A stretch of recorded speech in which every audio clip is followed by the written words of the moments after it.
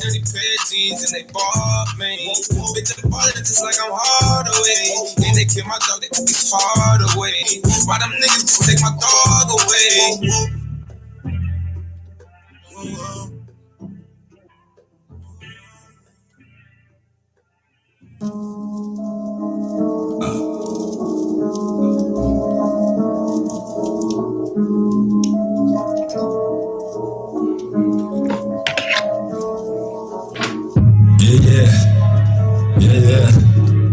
Yeah. Time for me to make a move. Yeah.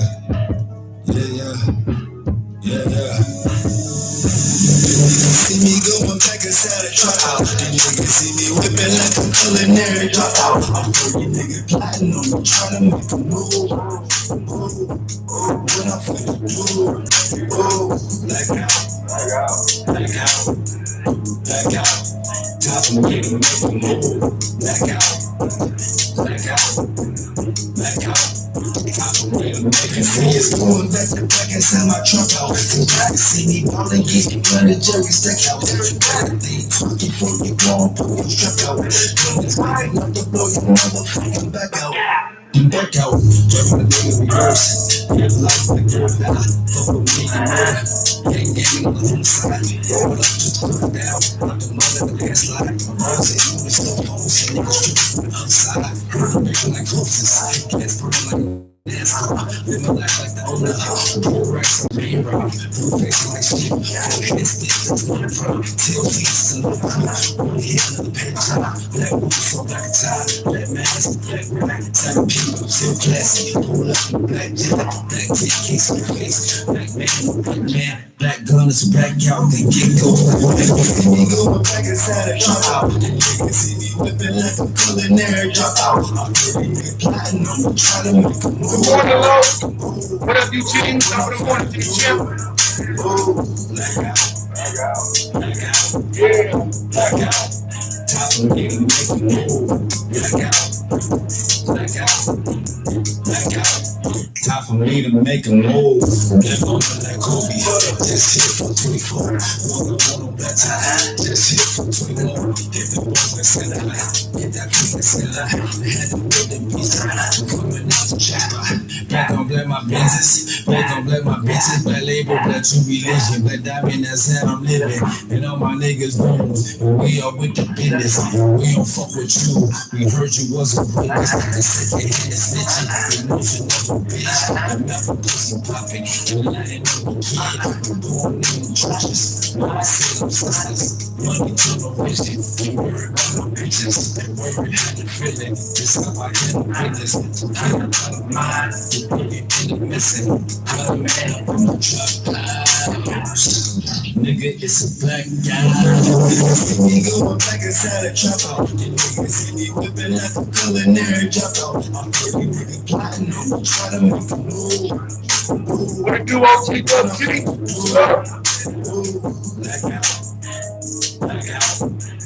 Black out. Time for me to make a move. Black out. Time for me to make a move.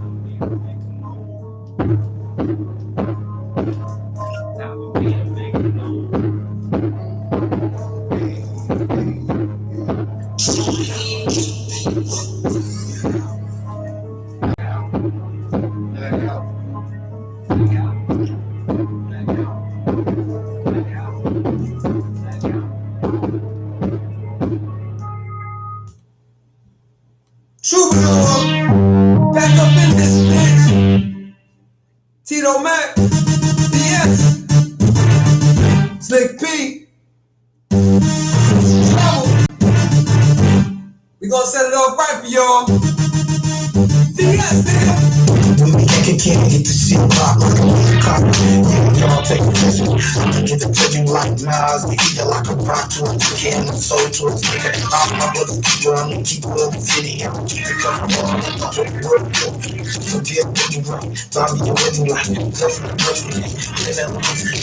Jake Quan couldn't keep it to me. You know, I can't be strong. Next thing you gonna be on the white tee. I'm gonna relax just like Ice-T. I mean, niggas over there don't like me. And I'm nice.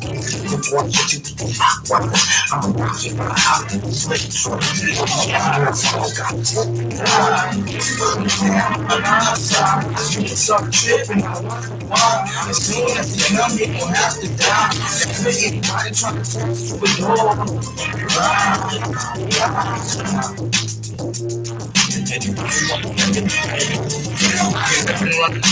All you fake niggas, catch you with the calico. You don't wanna get down, bro. Get broke and I'll beat the nigga, getting in your ass with healthy ingredients. You get smashed, you want to flash like this tight. West side fire, day all night. I'm going to fight the storms from the heat. It might be my job, that do a little more. You don't want to choke on the power. There's no tomorrow. Trying to ride this bitch, that's what you get. Don't never forget. Niggas get clean, that's not disrespect. I bang up niggas like you stepped on the set. Whoa,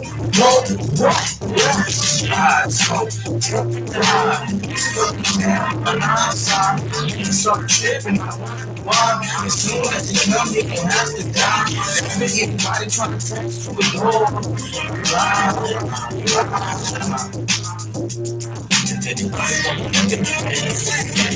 Grab all mouth, nigga, you can't get the fuck. Asking me where the thing on his face was perpetrated just because of the bad news now. Did you know how ride it? Take it to me. Don't you go, baby, you can try to do it. Get like a see me now, niggas on the street. He didn't hear it, can't do it. I didn't go about fucking with me. Back in the idea, I'm about to see this nigga with the brand that you need to get me. Back to the way you do the thing, not the fucking carry the seas.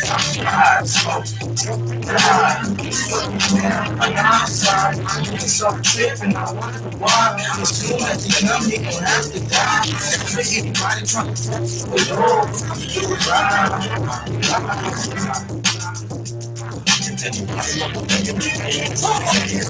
Told feeling my worst for whole feeling like my worst twist like glitches with these bitches. I'm in the place, I feel the funny clutch. Any situation, take the seas out of patience.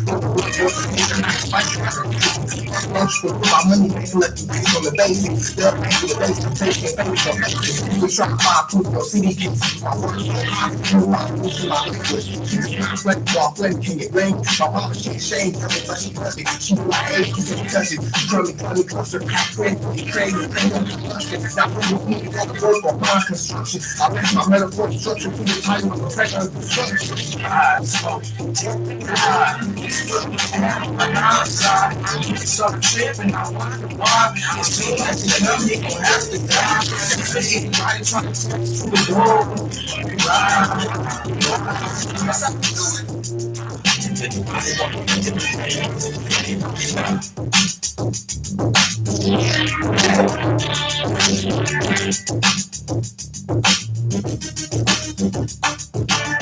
The new sound of Las Vegas, 22.3, Takeover Vegas Radio.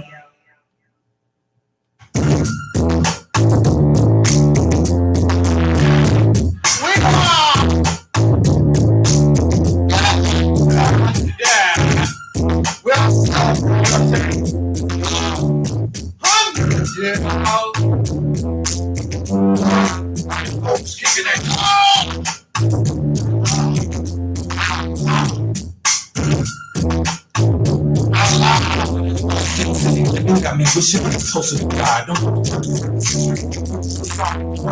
better ride, never be stupid. My guns up into the devil in the place.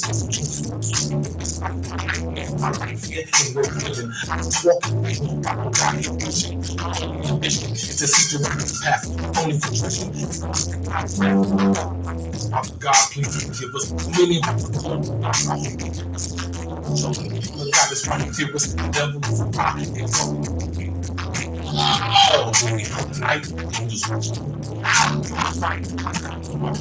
Cautious of the neck. Oh, hell doing it night. I'm just be cautious of your neck. That's what I believe. You know the fake thing. To find a way to get the feeling. I mean, it's not hot. Ain't got shit on this things that come to work. So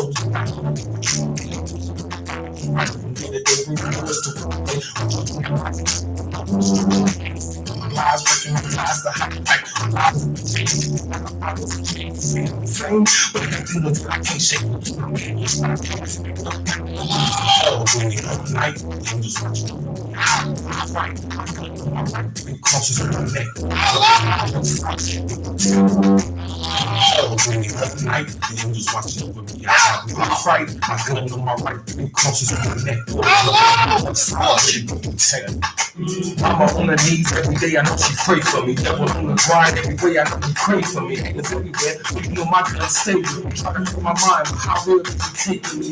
Me seeing how my brothers can make me lose. We wanna face the real of the week, cause we need to tell it to a game. Nobody wanna fight to live with me. But if we free, I'ma die with the team with me. Tell me like it is, cause you too bad for real. The woman has your back, you can sell me in the middle. Face for the war, but we don't even have an army. I'm saying, I don't plan to say I'm sorry. Someone try to harm me, but I'm too resilient. It's a weapon to make sure you never kill. It's the real, the real, I never said it's the gorilla. Give it to you raw, no sugar, no filler. Night, I'm just be cautious of my neck. Night, I'm just be cautious of my neck.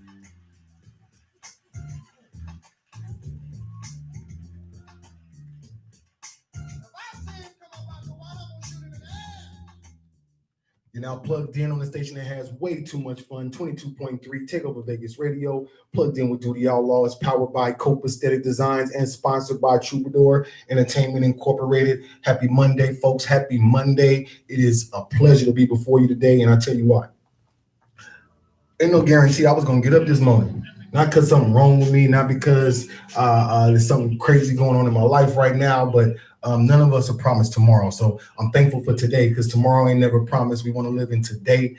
I hope that you woke up feeling good. And if you didn't, I hope I got something that's the remedy. All right. Shout out to everybody that is plugged in with us, listening in on 22.3 Takeover Vegas Radio. Everybody that's listening in on all the streaming platforms, all the social platforms. Shout out to YouTube. Shout out to UpLive. Shout out to Facebook. Shout out to Instagram and TikTok, man. Yes, we are moving up in the game, y'all. We're on TikTok now. Check out the speed. Check out the speed of your mans right now, man. I'm really in a great mood today, and no other reason than I'm just blessed, y'all. I'm just happy to know that no matter what I'm going through, no matter how hard it seems, no matter how easy it seems, that I'm not alone, y'all. And not just because God is with me, because God is always with me, and I acknowledge him in everything that I do because I want him to bless it, but because you guys are with me, right? I'm connected to you guys just like you guys are connected to me, man. And the source is not any of us individually. The source is just the truth. So we're just here to bring the truth, man. I first and foremost want to take this very first moment and wish my baby girl a happy birthday. Today is my oldest daughter Paris's 15th birthday, y'all. Wow, 15 years old. I made a decision around the age of 22 to be a father, and it wasn't an easy decision because the world that we live in, there's no guarantees. But I knew that it was going to be important for me to have a certain kind of love in my life. And when I say that, the Bible says, honor thy father and thy mother, that thy days may be longer upon the earth. I was blessed with two parents that were not only essential to my growth, but they were deserving of my honor. And I wanted to live up to that esteem. And so having my first daughter is the greatest adventure of my life. Paris is everything I would want anybody to be. She is loving, she is caring, she is not shy to say how she feels. She is definitely an outlaw baby. And today, celebrating her is the greatest celebration I could possibly have because she is love. My children, Paris, Zaire, and Ireland, they all are remnants of all the things that I wish I could be. My intention for my children was to make them better than me. And I'm thankful to say that 15-year-old Paris is definitely better than 15-year-old Doodie. Not because she's perfect, not because she makes all the best decisions, but because she knows who she is. And she loves her daddy. I'll say that. She loves her daddy. When I've been in my worst places, it's crazy that our children sometimes are the light that we need. You guys hear Rocky talk about it all the time, how having her daughter saved her life and changed her mindset. My intention was to change my life and change my mindset when I knew I wanted kids, but I never, ever could have imagined the great effect that she would have on my life. Being a father is the greatest joy and the greatest responsibility I will ever have. And being a father to Paris is the greatest joy that I will ever partake in. Happy birthday, Paris. I love you so much. Today is Monday Motivation, and I wanted to make sure that we started our day off and our week off in the right way, but different type of motivation today. I was sitting up thinking over the weekend about how a lot of us are not able to have the rebirth that we want to have because the people around us are not equipped with the understanding of why we need to rebirth. There's a lot of conversations going on dealing with politics. There's a lot of conversations going on dealing with the culture of America. There's a lot of conversations going on that are very important. But we can't have the conversation unless we are all on the same baseline of understanding. And one of the things that we seem to be missing as a country is the fact that there are things that happen that we are not aware of. There is history in this nation and in this world that we're being blinded to. Some of it is by choice. The information is out there, folks, but some of it is also by design. When we talk about systematic anything, whether it's systematic racism or systematic prejudice, because prejudice has to do more with a big general term than just race. So when we talk about systematic prejudice, there have been a lot of people that have been the victim of the United States. And to be considered a citizen of the United States, but also to be considered a victim of the United States is condescending as hell. And I say it's condescending because as a Black man in America, you never feel a part of it. There's a level of stress, there's a level of trauma that we deal with on a day-to-day basis just because of how we're born. That is not poo-pooing anybody else's issue. I can only speak for myself. But when I look at the minorities in our country, when I look at the Aborigines that were here before anybody got here, and I understand that they looked like me, I understand that they understood things in a different way than what America is right now. It's not hard for me to understand how bad America can be and has been. But for a lot of people out there, they're blinded. They're blinded because either they don't have the information or they don't care to seek the information. So what Doodie promises to do for you guys is I'm not making any apologies. I'm not saying sorry to nobody no more about the truth. If it's an opinion, I'm going to keep it to myself, but we're going to stick to the facts, and we're going to make sure that anybody that's plugged in with Doodie Outlaw has the best understanding. And if I'm wrong about something, I have no problem with being corrected, and I have no problem with making sure that you know that I know what I'm talking about if I do know what I'm talking about. What up, Candyman? It is very important, you guys, that we stand on our truth, not just the truth that we think, but the truth that we know. I'm tired of being pushed to the side and told that what I'm saying isn't important because you don't know what I'm talking about. So I'm checking folks right now. I am checking everybody. I'm checking your mindset. I'm checking your thought pattern. But more importantly, I'm checking your facts. Because you tell me some bullshit, I'm going to make sure that you know that I got the tissue to wipe that up. All right? And if I say something that you don't believe in, it's okay. It's all right. There's nothing wrong with hollering and Doodie like, yo, what's up with that? Because I promise you, I'm going to lay out the groundwork for your understanding. All right? I want to get into a video. It's called The Racket of Racism. For those of you out there that don't understand that racism is a commodity to the United States, if you don't understand how racism has allowed the wealth to be distributed, if you don't understand how racism has been used as a tool for capitalism, you're about to learn today. All right. Call me up 702-412-5870. Text me, send me a message through any of the social medias. If you have any comments, if you have any questions, I want to definitely have a discussion if you want to, but if not, nothing wrong with sit back and listening and learning. I have a great quote. It's not mine, but Dr. Ben said it. He said, I teach those that are not on my level. I only debate with my equals. And so to be able to have a debate, a great debate, we got to be equal. So let's get everybody on the same page, all right? This is The Record of Racism / Racism for Dummies, 13th Amendment by Romani Malco, all right? Check out our playlist on Instagram. Check out our playlist on YouTube if you want to go back and check this out or anything else that you've heard here on Plugged In with Doodie Outlaw.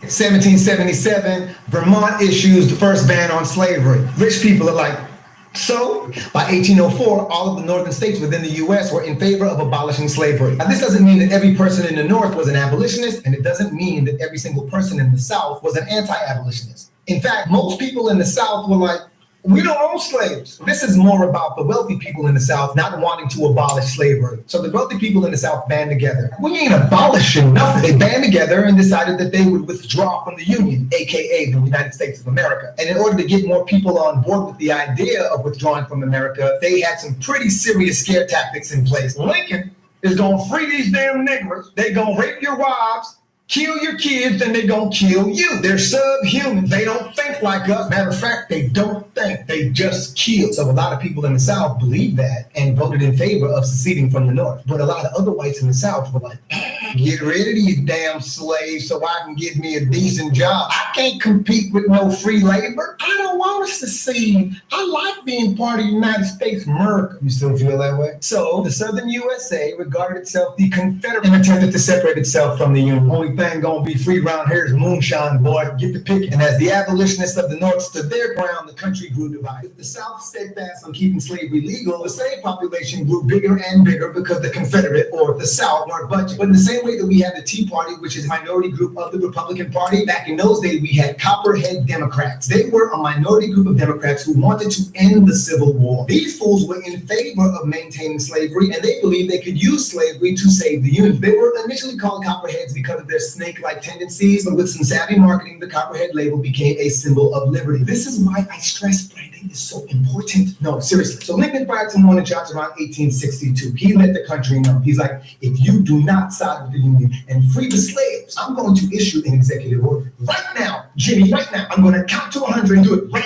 now. But the southern states were unified and not one of them conceded. So in 1863, an executive order was issued by President Lincoln to free the slaves. The Emancipation Proclamation went into effect in every single state except for one. Guess who? Texas. It was ordered upon 10 of 11 Confederate states in resistance to the free slave movement. And it also insisted that the Army and Navy acknowledge escaped slaves as free men, recruit them, and pay them. It took about a year, but they even got Louisiana on board, okay? I'm all over the place right now. I need fact checkers. Was it 10 or 11 Confederate states? Post it in the comments below. Please provide your source along with it. I love you. The Emancipation Proclamation technically freed 3 million slaves, but not really. Due to the resistance of the South, slaves still had to escape their masters and make it to a free state. Think of it more like a safe zone. Another option was for slaves to wait until the Union Army had occupied the state that they were enslaved in. Quick question, what type of slave do you think you'd be? The type to escape or the type to wait for the Union Army to occupy the state you were enslaved in? Some slaves started running for their damn lives. I had to pause this recording to shave my nose hairs. Where were we? It took a couple of years, but before you know it, there were about 3 million, 4 million free slaves. Now, this didn't mean that the country instantaneously embraced blacks. Oh, you're free. You're one of us now. No, actually, racism sustained until... Now, with the abolishing of slavery, wealthy folks were salty because without free labor, the Southern economy was hurting. Forest squirting. Fine, I'm kidding. No, but seriously, the Southern economy was in trouble. And slaves were now homeless. Their flesh wounds still fresh, no money, no food, no medical assistance, basically no resources. Think the black, naked, and afraid with no camera crew and no whip scars. Delaware and Kentucky slavery stayed legal in them joints right up until 1865. I'm going as fast as I can. Jeez. But meanwhile, in the background, an amendment to the Constitution was being drafted to officiate the ending of slavery. The 13th Amendment. The 13th Amendment. It was passed by Senate in 1864 and came into effect December 1865. While everyone was celebrating the abolition of slavery, dealing with the aftermath of the Civil War, and protesting the violation of white rights, Congress's sneaky asses were slipping tricky language into the Constitution and stated though slavery was abolished, it would still be legal by punishment of crime. And just like that,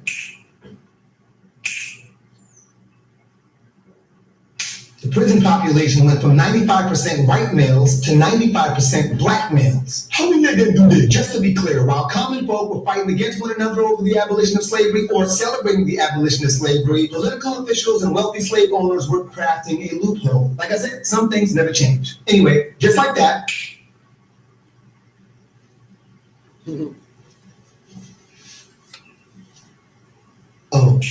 the prison population went from 95% white males to 95% black males. But how? How could you arrest that many black people so quickly? I'll tell you how. Black code and pig law. Let's break them down, starting with black code. Black marriage, legalized. Black ownership of property, legalized. Blacks were allowed some access to the courts, but could not testify against whites. Blacks were forced to sign long-term contracts with their former slave masters who still refused to pay them. So blacks would often work for their former slave masters for almost a year without pay. Blacks could not challenge their slave masters in the court of law because then they would have to testify against whites, which at the time was illegal. Blacks could not accept employment without approval from their former employer or slave master. Those laws were repealed in 1866, and in came pig law, which was the answer to the repeal of black code. Pig law went as follows: jobless while black, illegal, illegal. Loitering while black, illegal, illegal, illegal. Stealing bread while black, 5-year sentence. Blacks were like, man, we gotta get out of here. So they started taking railroad cars to the north, but then the south got hit to it. Standing there railroad while black, illegal. Riding railroad cars while black, illegal. Basic misdemeanors came with extremely harsh sentences and fines. And if a black person couldn't pay those fines, they went to Bank of America and got a loan. No, they went to jail. Blacks were not allowed on juries. Most blacks couldn't afford to hire a lawyer. No blacks that I know of were afforded public defendants, which pretty much quadrupled the prison population and began the convict lease system. The convict lease system. The convict lease system. Starving homeless blacks, aka free slaves, were arrested and given harsh sentences, most of the time for menial crime, then leased off by the county sheriffs and judges to coal mining companies, contractors of bridge and railroad repair, farmers, and quite often their former slave masters. And unfortunately, many free blacks were arrested and died in captivity anyway. The death toll of legal slaves then jumped up to about 40 or 50% because it wasn't in the best interest of those who leased slaves to take care of them when they could just get a new one, like an iPhone or a toupee. So pig law and the 13th Amendment pretty much reversed everything the abolitionists had accomplished. And that drama sustained well into the Jim Crow era. If you've never heard of the Jim Crow laws, my fact checkers will provide that information in the comments below with their sources. Like, thank you, fact checkers, I got you. Sending some of y'all t-shirts. I love you. So blacks were like, forget this. And by the early 1900s, blacks had united in the northern part of Tulsa, Oklahoma, successfully establishing their own version of Wall Street. We're talking 30 plus grocery stores, 20 plus restaurants, 20 plus churches. No, not churches, chicken, movie theaters, schools, library, a bank. You know how hard it is to get your own bank too? Prominent black hospitals, a post office, their own public transportation system. 6 of the black people in that community owned their own planes. And this was all black owned. A dollar circulated in this community for up to a year before leaving the community. This black community in the northern region of Tulsa, Oklahoma was booming. Well, right up until the Ku Klux Klan caught up to it in 1921. We're talking air raids, leaving 3,000 African Americans in the community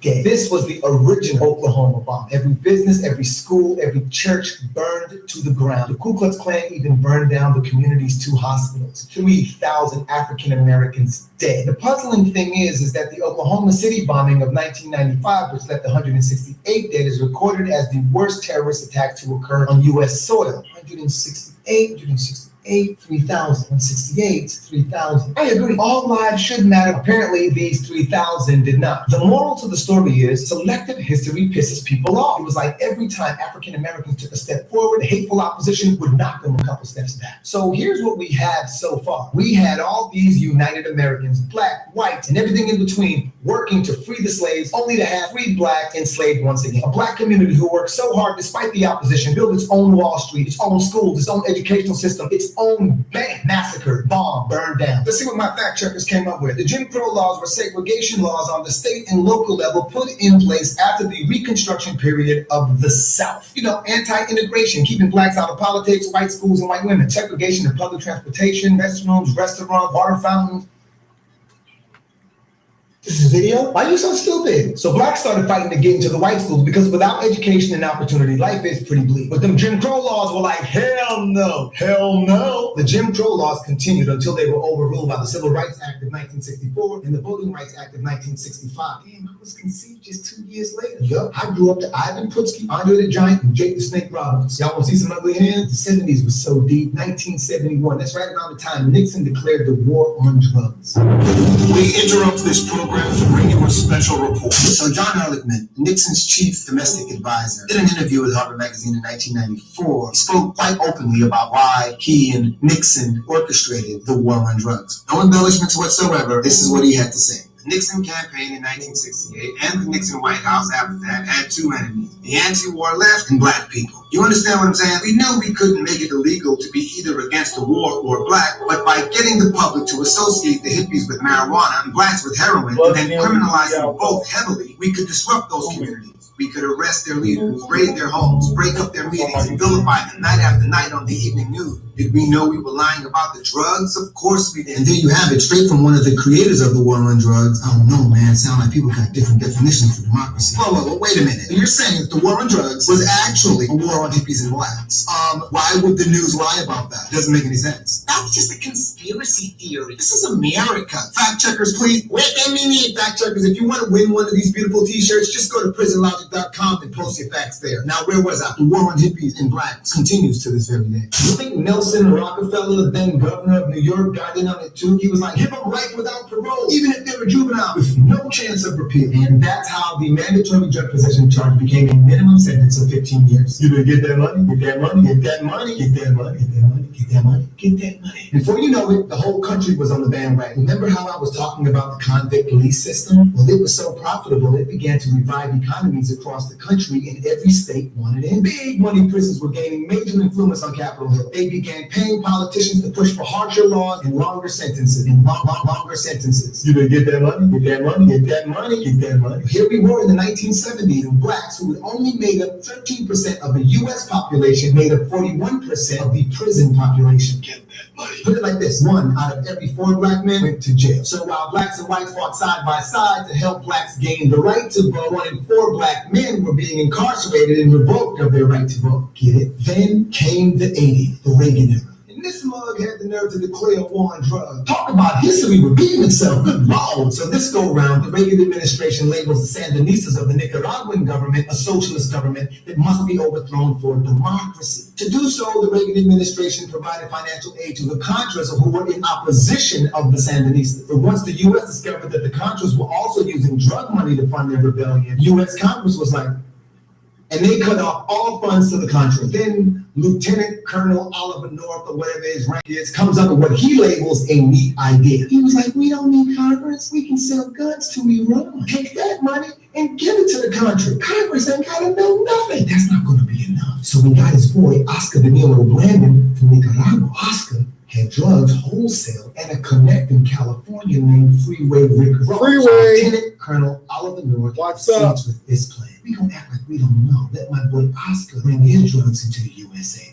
His connect, Freeway Rick Ross, is gonna push the drug to the most vulnerable black communities in California, then spread to St. Louis, New Orleans, Texas, Kansas City, Oklahoma, North Carolina, South Carolina, Indiana, Cincinnati, Baltimore, and Ohio. Oh, I forgot Seattle. He'll take some of that drug money and use that to fund the Contras too. Boom! And we're back in business with Nicaragua. Democracy. I don't know. Fact checkers. Anyway, Oliver North eventually got busted. He served 3 years in prison. His connect and drug lord Oscar Danilo Blandon served 2 years and worked with the DEA to help bring down Freeway Rick Ross, who ended up serving 25 years because that's the black penalty for selling drugs in the United States of America. Was it 25 years? Fact checkers, I need your help because I do believe that Freeway Rick Ross's sentence was 5 times longer than Oliver North and Oscar Danilo Blandon's sentences combined. I'm not glorifying Freeway Rick Ross for being so eager to sell out his his own community. But I do think it's interesting that Oliver North, who orchestrated the whole thing, was able to sit in front of the Supreme Court and say, I thought it was a neat idea, and only served 3 years. How many did do this? Guess who else served time? All the black drug addicts, mamas with crack baby, drug affiliates, etc. And that pretty much devastated much of what was left of the black community. It's so insightful how government has the ability to declare a war on drugs just before the drugs are pumped into the community. Black is beautiful, but black is also highly abused and highly incarcerated, has been since 1865. For instance, the convict lease system has been so successful and so profitable that even private prisons are making a killing in the prison industrial complex. Did you know that the private prison industry lobbied for harsher and longer sentences and for the right to detain immigrants who were supposed to be deported? They spent $45 million bribing folks on Capitol Hill. $45 million bribing folks on Capitol Hill and in the mainstream media. Do you know what the private prison industry grosses per year? $5.1 billion. You can buy like 10 fishing kayaks with that. The profitable convict lease system is part of the reason that this war on drugs theme is so popular. Still, today, 1 out of 4 black men will be incarcerated. Luckily, out of the 4 black men in my family, I was the brother who went to jail, thank God. Well, me and Tijuana Jackson, that's why I'm crazy.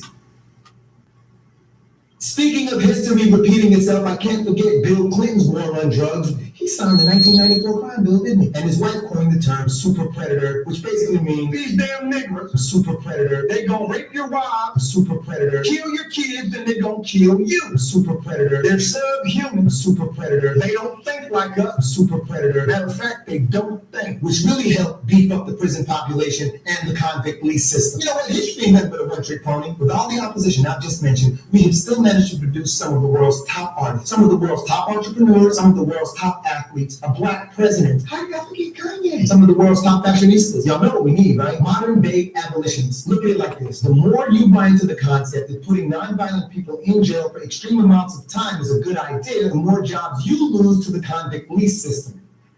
Sound familiar? Is history predictable or what? Look, it's really simple. While you're pointing your finger at immigrants, the very same politicians we allow to divide us are the ones who promote the campaign that help to beef up the convict leasing system and the prison industrial complex. If you click in a little bit, and the larger those industries grow, the smaller the job market becomes. I don't know about you, but I need my family protected from that dude who went to jail for smoking weed over a ping pong injury. I gotta drink some water on that.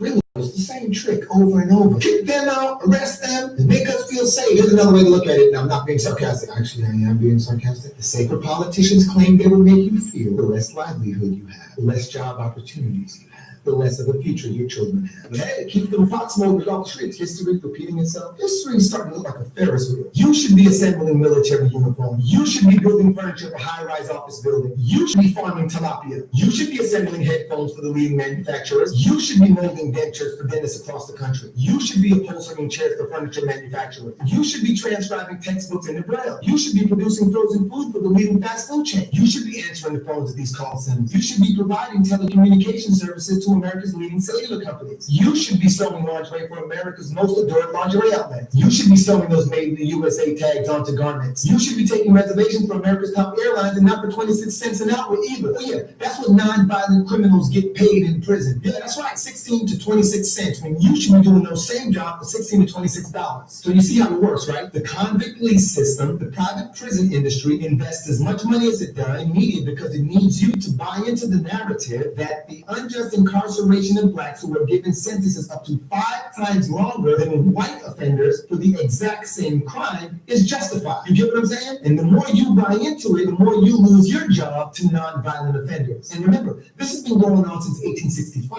1865. And yes, we got black on black crime, we got white on white crime, Asian on Asian crime, Latino on Latino crime. But think about this. If 1 out of every 4 men in your neighborhood, no, wait, let me do it over. So if 1 in 4, 25% of the male figure in your community were guaranteed to go to prison, and if it had been that way since 1865, and if that were the best ratio that had ever existed since 1865, do you think Going to gladiator school and coming back into the neighborhood could make you more violent. Think about this. Some parents don't send their kids to certain schools because they're worried about their kids being bullied or being picked on. And these dynamics can make their kids depressed, and it can also make their kids incredibly violent. Don't you think that environment could have an influence on the way in which people behave when they get out of jail? No? Doesn't cross your mind? Yes? Talk to me. Anyway, that is the covert Black history of the USA, and I think it's hypocritical to speak of American history without speaking about the prison industrial complex. If you would like to see more content that supports the truth, please click the link and show social media support for my up-and-coming movie, Prison Logic. Put that link right there. That one. Put that one. No, click this one. I want you to love me. Do you love me? Because I love me like the one above me. Let's not let history repeat itself again and again. Because every time history repeats itself, it ends up with I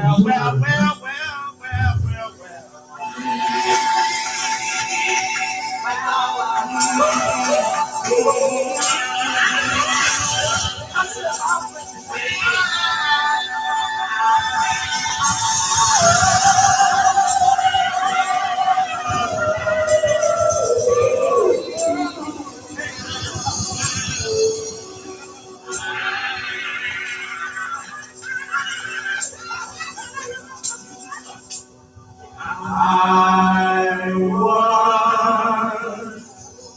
slipping into darkness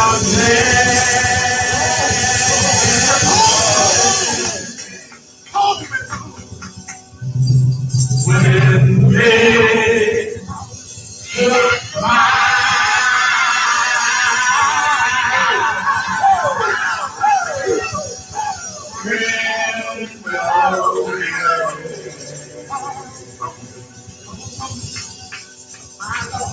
I was slipping into darkness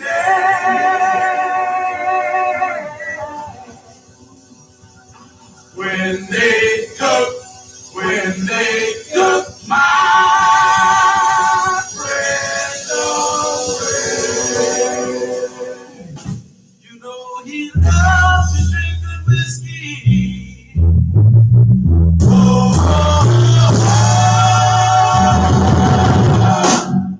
While laughing at the moon, slipping into darkness.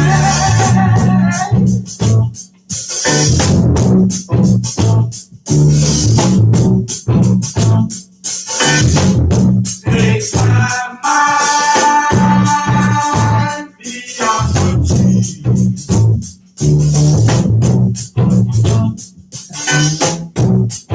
I was slipping into darkness.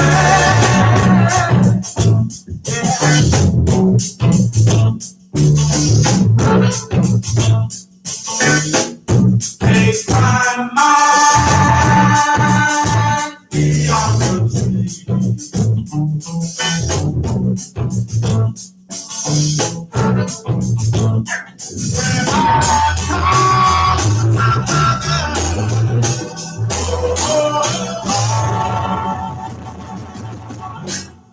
Who never said their name?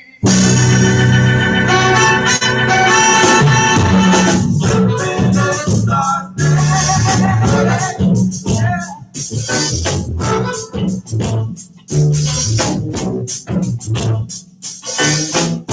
All my trouble, though I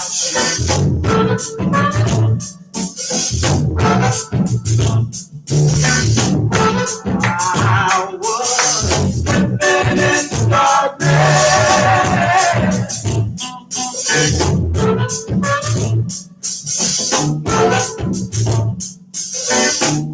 All my trouble, though I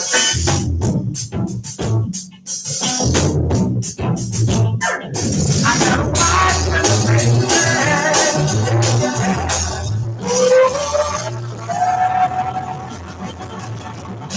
now my love has gained its fame.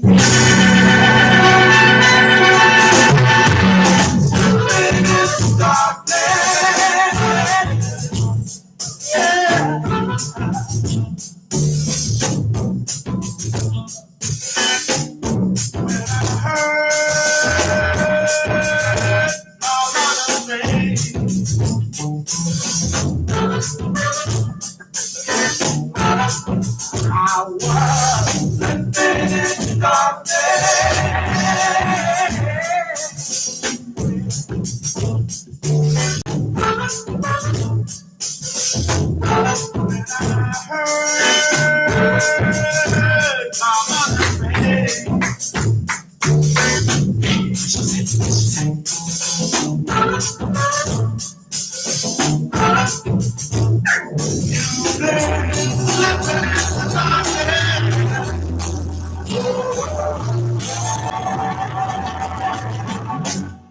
soon you're gonna pay.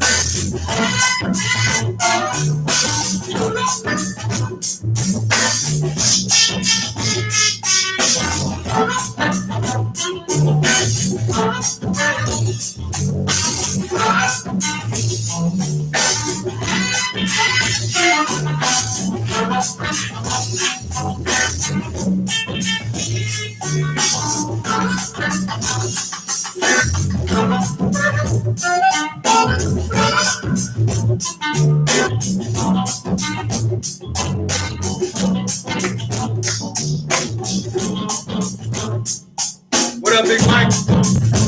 Hey.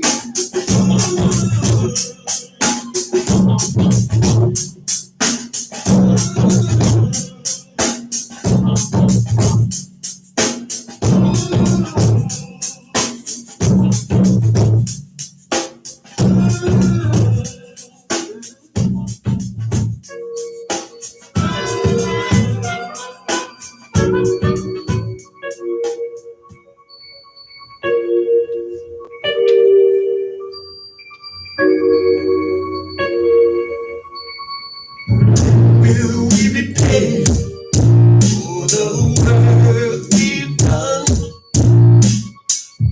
Will we be paid for the work we've done? Fought in your wars in every land to keep this country free, y'all. Women, children, and men. But every time we ask for pay or the loan, that's when everything seems to turn out wrong. We didn't pick up, called, aim, shot down and stone. Every time we do right, somebody say we're wrong. Tell me, we be paid for the work we've done. We be paid for the work we've done. Listen, we work this country from shore to shore. Women cooked all your food, washed all your clothes. We picked cotton, laid the railroad here. Worked our keys down to the bone. To a double life. We didn't pay all the work we've done. We didn't pay all the work we've done.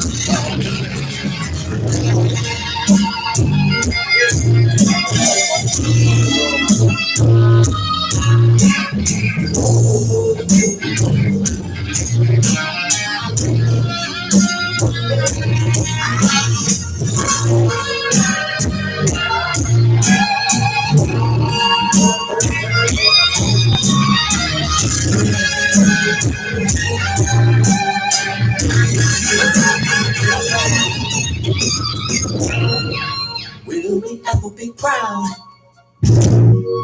of my country tis a thee?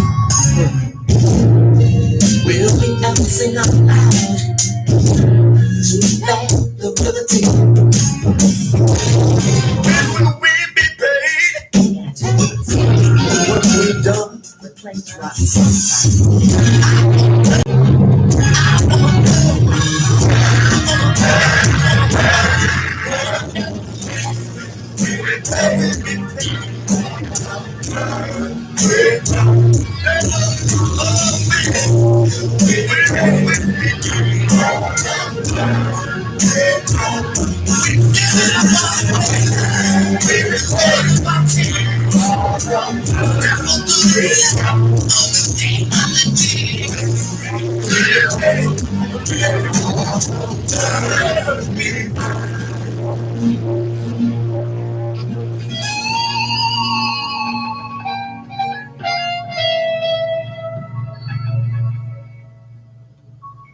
Searching for black shit. Yeah.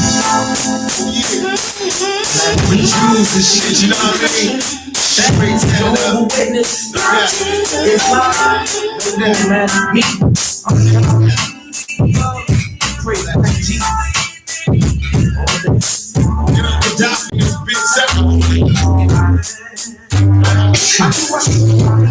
Pray the dog for a squad. Stuck in the nightmare, hoping he might get it. Times is hard. I'm against so hard. I'm just hitting up my stomach and I'm training. Bearing the step of green eyes. They trying to be trapped on the box, slanging the box like being eyes. Brains don't want to begin. But that's what you like. And the fight was begin when it's religion. First like crack. Shake on our way of getting this back with just another one of my plans. So what that want to stand beside me. Keeping up the sky. So bad. Falling demons all around me. Even through my knees to the lockdown. Black Jesus. I'm even to the bottom. Where they try to break my family. Down at the bottom of the pit. Putting down it. I see that it is Black Jesus. Oh, yeah. Listen, no there's some missing souls in the holes where it's going to jail. Times of old, we need somebody to rally the troops. Like I said, that we can trust to help them carry us through. Black Jesus. It's like a secret we can trust to help them carry us through. Our laws, we got our own race, culture, religion. Rebelling against the system, commit religion. The president ain't even listening, the pain of the youth. Eternity, glad for the truth. Political, the two choices that they're giving us. Ride or die, but like they said, I'm like Jesus. We can watch over our the sky get bright, just another storm. Now I'm labeled a statistic, ain't no love for us ghetto kids. They call us niggas. History repeats itself. Nothing on what's going on. Everything I read wasn't true. Just like niggas were kids. Criminal organization, outlaw, initiated, place to fade. Make the time of picture, these niggas spray together. They play my real niggas play together. We stop pushing grass. Filled with niggas with plastic. Cremated last wishes, niggas smoke my ass. Outside, wide eye wishing. Hoping for possibilities out my home. While the government's wobbly, helping through the project. And the people living in the mountains on the inmate. Will escape the prison. With the church, they don't understand. They underhand. We can command, we don't want to scared. They gon' be high. Baptized the evil mind. God no longer blinded. Watch me shine strip. Which one of y'all wanna feel the degree? Make the scream. Black Jesus. Personal typical faith. Some missing souls from the holes when they go to jail. Sounds of hope, we need somebody go rally the troops. Like the second, just to help the carry. Someday, somehow, some way we gon' fail. It ain't hard to tell. We trail in hell. Black, skull and bone. Proof where it's home. God, I play the block. But to the stuff like I'm a lifer. See, deserve to speak. Put the stripes on black. Jesus, what good salad with me? All my time to catch. And these that have sleep on the street. And have a key to me. Say a prayer for me. You know they just come. Praise the bugs and guns. How they numb. Slip to the club to say.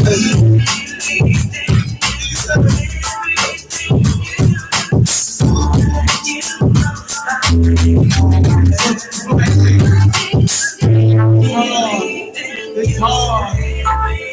We need help out here. So we search for black Jesus. It's like a snake. That's crazy. That's true.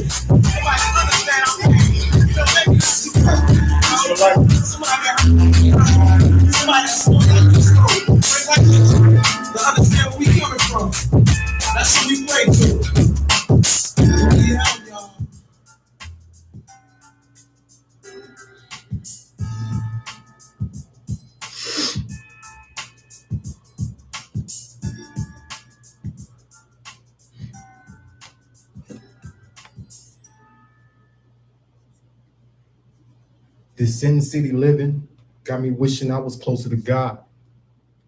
This California living got me wishing I was closer to God. This United States living got me wishing I was closer to God. Don't go to church because I could see straight through the preacher's facade. My mama didn't spare the ride, so I ain't never been spoiled. Before I walked out the door, my head anointed with oil. Had bullets coiled in my gun's chamber, ready to enter any enemy, acquaintance, or stranger. I never been a lone ranger, because the devil never plays fair, so Jesus walks with me through this life, my nightmare. My life here, it ain't worth living, so I just walk in faith, hope I don't die here wishing. My only ambition is to seek the righteous path. Your phony contrition is going to lead to God's wrath. I fall to my knees, Father God, please forgive us. So many hearts are cold and dark, I can only hope they hear us. Because we are the chosen people of God, that's why they fear us. The devil is a lie, he is already defeated. Don't ask me who do I believe in. When you put your faith in God, Allah or some demons just looking for how you mean. Scheming to find a way to bring meaning to what you're feeling. Really, the only question, who's keeping it real? Sealed? Nah, our fate is not, but the planet is getting hot. We fighting a holy war, everybody want what we got. Really, we ain't got shit. All our money is being spent on material things, rolling machines and metal that gleams, scheming for things that have no worth. Our souls are dying, looking for truth. We ain't using what we find it. Grinding from day to day, bringing horrors to where we lay. Our children have minds of clay, but we're molding destruction and pain, staining our lives, breaking our ties to hide the fact our lives have been changed. They brought our fathers in chains. They say I'm insane, but I got demons that I can't shake loose. Being lynched by the past, every blunt tighter than the noose. My mama's on her knees every day. I know she prayed for me. The devil on the grind every way. I know he crave for me. You haters everywhere, so you know I keep my gun with me. I'm trying to free my mind, but how real is you taking me? It's shaking me. Seeing all my brothers living make believe. So fake. Don't want to face the real of what we could be. Slave to a game. Nobody want to fight to liberty. I'ma live till I'm free. I'ma die like the Kennedys. I'ma tell it like it is, because we way too dumb for riddles. Who really has your back when you standing in the middle of this shit? We faced with a war and we ain't even got an army. And all said and done, Doodie ain't saying that he's sorry. Trouble try to harm me, but I'm too resilient. Truth is a weapon to make sure you really feel it. This is the real. And I never say it any realer. And I'm gonna give it to you raw, no sugar, no fillers. You're now plugged in with Doodie Outlaw on the station that has too much fun, 22.3 Takeover Vegas Radio. Listen, folks, it's a cold world out here. And the first thing that I was always taught is when it's an issue, when it's something going on, watch the money. America was founded on the rebellion against taxation. The good folks in America, the George Washingtons, the Andrew Jacksons, the Benjamin Franklins of the world, they came here, man, and they saw a paradise. They did what they wanted to do. They grew their weed and their hemp. They grew their crops and made money. They took men and women as slaves. They raped and pillaged the natives. That's white privilege. When they decided that they could no longer be a contradiction to their faith, they still couldn't do the right thing. So they made a so-called constitution. Now, a constitution is what you can handle, right? So when we out here and we're looking at what America can handle great wealth. America is a very wealthy country. America can handle great divisiveness. We've lived and made it through the Civil War. I was just reading up on the biggest ground war in the U.S. since the Civil War. It happened in the 1920s. There were some coal miners in West Virginia who didn't like how they were being treated by the owners of the coal mines and the owners of the coal processors. So they went on strike. And they didn't just go on strike. They basically declared war on those that were against them. Now, in America, America has always stood up for the rights of those who are not in the best position, except for Black folks. Now you say, Doodie, what about the civil rights era? The civil rights era wasn't about making black folks citizens. The civil rights era was about being civil to black folks. Think about that. How you gonna be free if you're not allowed to live? How you gonna be free if every time you build something, it gets burned down? How you gonna be free when every time you stand up on your own 2 feet as a man or a woman, somebody's knocking you down? Not because you're a threat to them physically, but you're a threat to them mentally.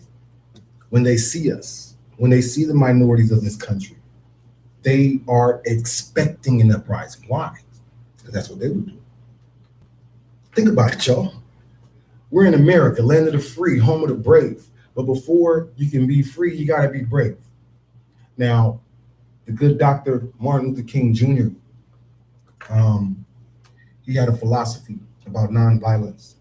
He had a philosophy that put him in the crosshairs with a lot of black folks because he was willing to get his ass whooped. He was willing to take women and children out to get their ass whooped. Why? Because he understood something that we are understanding now. The visual is what does it. It's not the word of mouth. You can read the books, you can hear the stories about what happens to people, but when you see it with your own damn eyes, there is a conviction in your heart. So Martin Luther King started this social movement, and now we have social media. Think about what that means. The social movement was about the people that were willing to stand up and stand out and get their ass whooped. The social media is about those who are willing to share and show. Nothing has changed much since Martin Luther King was assassinated by our government. And when I say that, you might say, Doodie, well, things have got a little better. It's not better unless it's all the way right. I'm tired of fragments of freedom. I'm tired of the concept of freedom being dished out to me in a bowl and I don't got a spoon to pick it up. I'm tired of being told that what I've been through don't matter. We know what PTSD is, post-traumatic stress disorder. And when we say PTSD, we attribute it to our soldiers, which is definitely true. We have a lot of soldiers and a lot of individuals who have fought in war who deal with post-traumatic stress. But post-traumatic stress is something that we as Americans live with every day. Maybe not everybody, right? Since I was 7 years old, my biggest concern was living to be 25. Why? Because statistically, Black men in the areas that I grew up in didn't live to see 25. My next was to make sure I didn't go to penitentiary for the rest of my life. Why? Because 25% of Black males go to the penitentiary in the United States.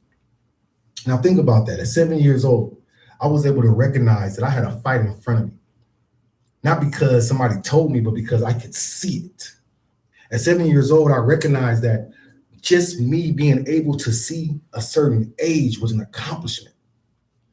This is not 1820, y'all. This is not 1935. This is not 1776. This is not a time where we don't have the technology to live long. This is not a time where we don't have the resources to have a great life. But why would I be so traumatized by growing up, by just trying to survive, that even being I'll be 39 in October. Having an opportunity to turn 39 is such a blessing. Why? Why is that such a big deal? It's a big deal. Everybody celebrates their 40th birthday big, right? Everybody celebrates those milestones. But as a Black man, y'all don't understand. You know, they got this thing called survivor's remorse. And I never understood it until I was at the age to recognize myself and recognize that a lot of the things that I refuse to do is not based off of just survival. It's also based off of the fact that I know that there are a lot of people who will never have the opportunity to have the options and to make the decisions that I can make because they never made it this far. Rest in peace to Marcus Bird. I can run down the names. Rest in peace to Big Act. Rest in peace to all those fellas, man. You know, the violence that we see in our streets, they say violence beseeches violence. It's not true. Violence is something that is predicated against the weak when you can't make somebody do something by just your pure words, violence is the next move, right? If I can't get you to do it by convincing you, I'm just gonna beat your ass into submission, right? Well, we've been beaten to submission, y'all. We've been beaten to submission thinking that there's a solution inside of their system. We've been beat into submission by thinking that there is hope for us in this America. It ain't time to go, y'all. It ain't time to leave. It's time to make this shit right. I am currently working on making sure that my own mind is right. Why? It's important to be mindful of ourselves. If I reacted off all the trauma, I wouldn't be here in front of you guys today. If I reacted from all the pain, if I reacted from all the thoughts, all the threats, I'll stay in the house. Because literally it is a threat for me to walk the streets, not because of me being who I am, of just me existing. Now, dig that for a second. Dig being a threat to society and you didn't do nothing wrong. Dig being born into a society that doesn't value you, not because you don't bring anything valuable to the table, but because your value only involves monetary. They see no self-worth in us. They see nothing in us that even makes us appealing to them in a personal way. They can love our music. They can love our art. They can love our women. They can love our men. They can love us sexually. They can love our style, but they can't love us. And that's not our fault. But the truth is, we have to recognize that we have to love us. We have to love us enough to know that we don't need their love. We got to love us to know that if this bitch burned down, who's going to build it up? We built it the first time. And just like Prince said, since we ain't being paid and we got to sit up and question when will we get paid, it's not a matter of respecting what we got. It's a matter of understanding what we don't have. I'm your boy Doodie Outlaw, and you're plugged in on 22.3 Takeover Vegas Radio. It is imperative and important that we all understand that everybody's watching. Our children are watching. The world is watching. Our nation is watching. And our reactions are not wrong. The protests are not wrong. The outrage is not wrong. But I want you to understand how you're being conditioned right now. Every time you turn on social media and you see a minority being killed by the police, that's trauma. Every time you are scared to answer your phone because you don't want to hear bad news, that's because of the trauma. Every time you have to prepare yourself getting into your car, leaving your home to deal with the outside world, that's trauma. Every time you make a decision not to press a line about righteousness simply because you don't want to have to deal with all the evil that comes with it, that's trauma. I implore everyone today to move in righteousness. And when I say that, that is not a religious thing. When I say move in righteousness, I mean do the right thing for the right reasons. If you do the right things for the right reasons, you don't have to question yourself. Fuck what everybody else is questioning in you. There's nobody that knows duty 100% except for duty. So when I'm moving and when I'm making moves and I question myself and I'm judging myself and I'm looking at myself to make sure that I'm being who I say I am, that is what matters. When I look at you, I'm not here to measure you and see you for what you're telling me you are. I see you for who you are because your actions are what matter. So shout out to everybody out there that is moving in righteousness. Shout out to everybody out there that understands the value of their life. And shout out to everybody out there that's dealing with the traumas, that's dealing with the pains, that's dealing with being American. All right.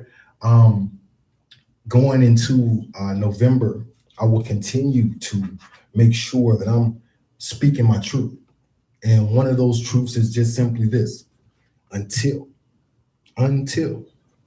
we face the fact that this game of politics is simply a game, and that our benefit comes with us holding these people accountable, not holding them accountable by asking them to do something for us, but holding them accountable by making sure that they know that they don't just get a vote because they want one, that they get a vote based off of their actions.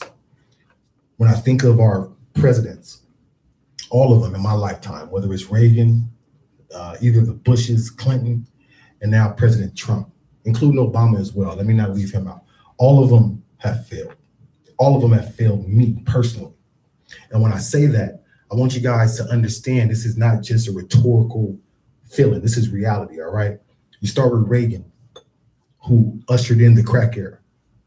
Then you go into George Bush Sr., who was the head of the CIA, the investigative forces, who allowed the crack era, right? Who actually stirred up the crack era. Now, these guys brought the dope.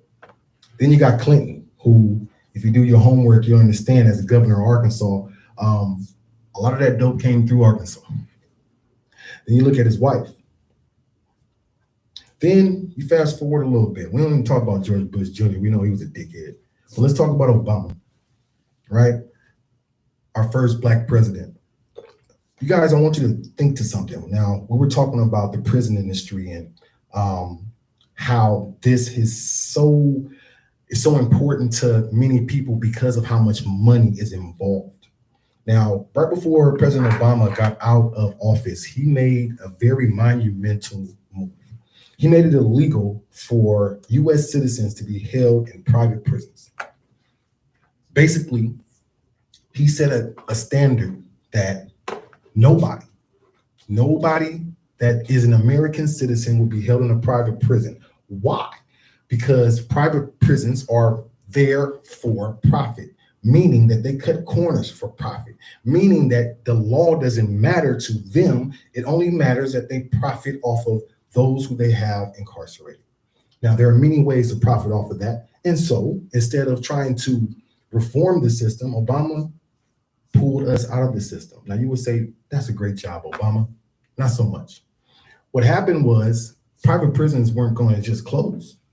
Private prisons had to determine where their next dollar was coming from. They already had a plan, right? We're blaming Trump right now for this immigration problem. This immigration problem is an American problem. It's been around for a long time.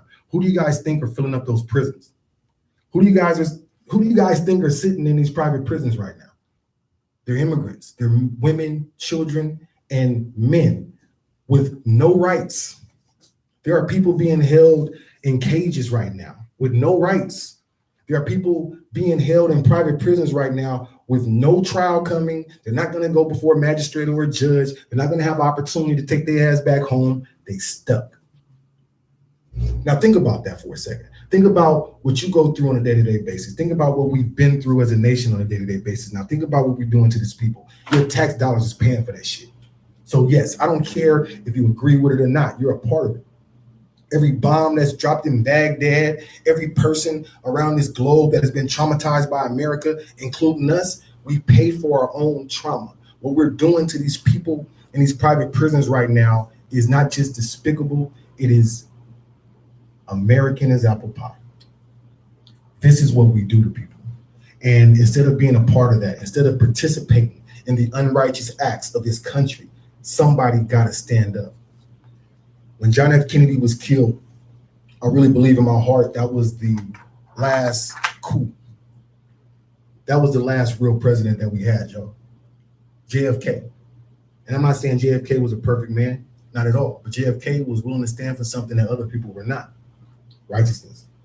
And when they blew his brains out in that limo, that was the first act of war.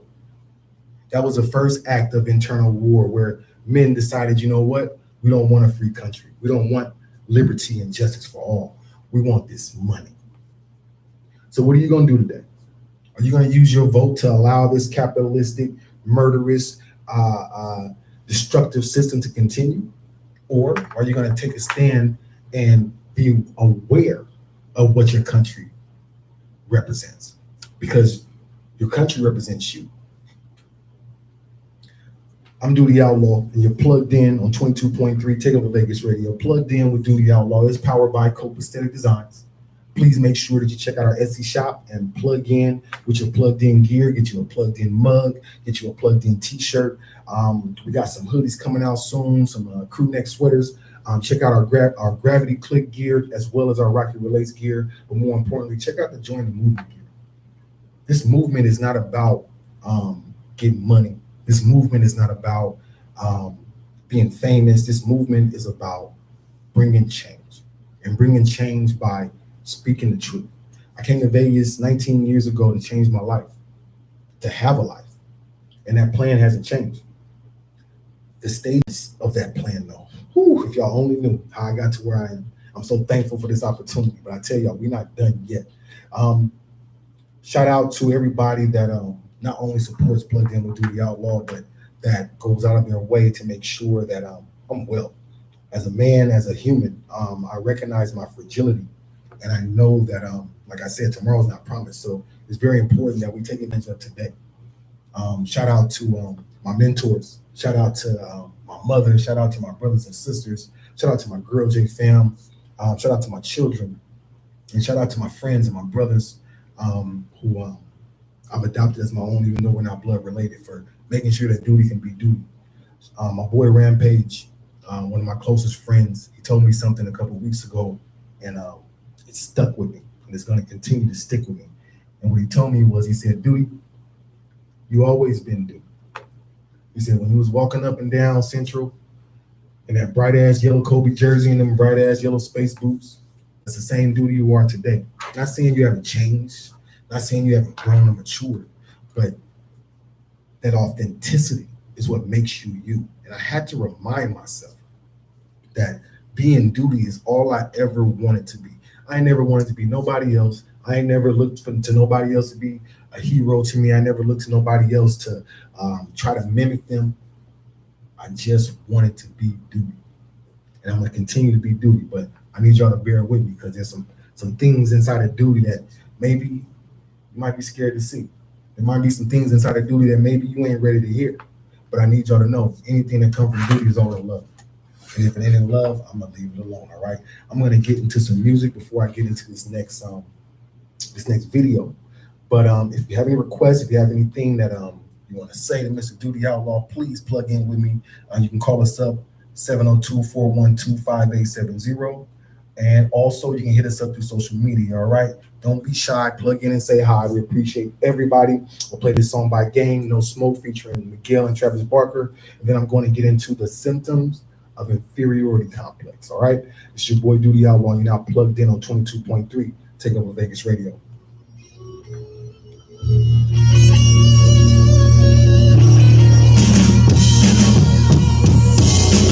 Yes, we're back in the building, back in the building. Y'all wanna be the rap, I'm bringing back that feeling. Bridge the gap between mumble rap and these killers. Bridge the gap between smokers and lean sippers. These niggas make records for these niggas. I make records every second that show their feed niggas. But it's hip hop these days. Jealousy and greed niggas. Champagne bottles and IG bottles that these niggas. I smoke weed to keep my mind at ease niggas. It's like playing this target stage. Y'all don't want no smoke with me, nigga. LA is a hot box, it's hard to breathe in it. Got highs all over my city, but please in it. No traffic, there's smoke to the club in 3 minutes. And if they late, I bob and weed. Niggas always whip a nigga's ass, feel like I'm in Creed, nigga. They don't want no chronic smoke with me. They don't want no chronic smoke with me. Puff, puff, bang. They don't want no chronic smoke with me. They don't want no chronic smoke with me. Puff, puff, bang.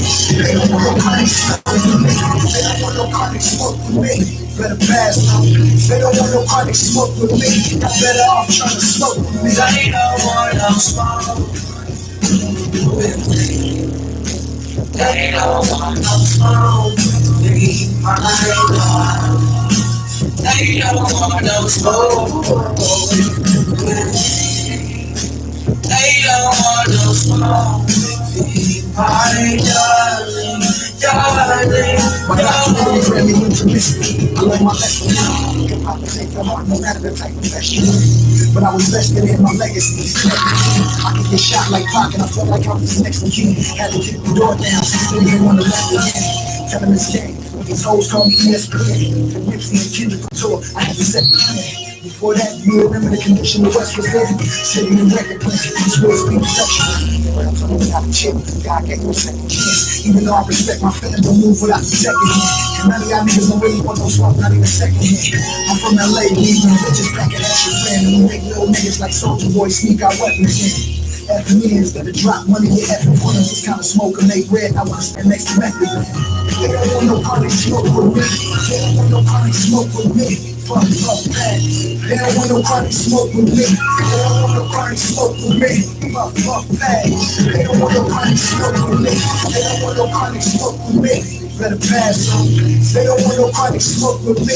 I'm better off trying to smoke with me. They want no smoke with me.